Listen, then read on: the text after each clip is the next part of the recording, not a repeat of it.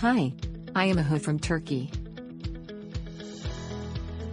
I want to become a pilot, but I don't know where to start until I discovered Aviationfly.com.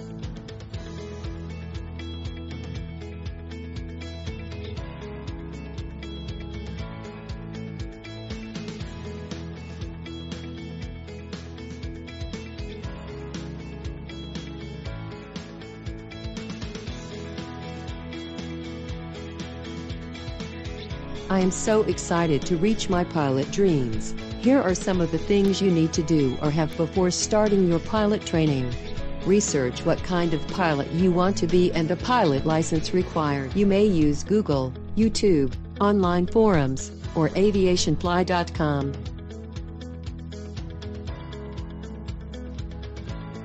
You should also possess these basic requirements before starting your pilot training. You should be at least 17 years old to receive a student pilot license. You need to be a high school graduate.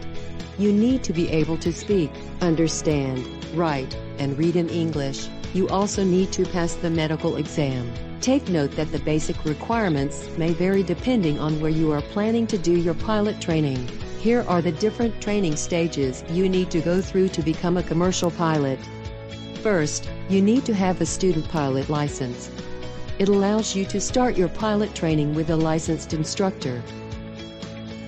After that, you need to have a private pilot license.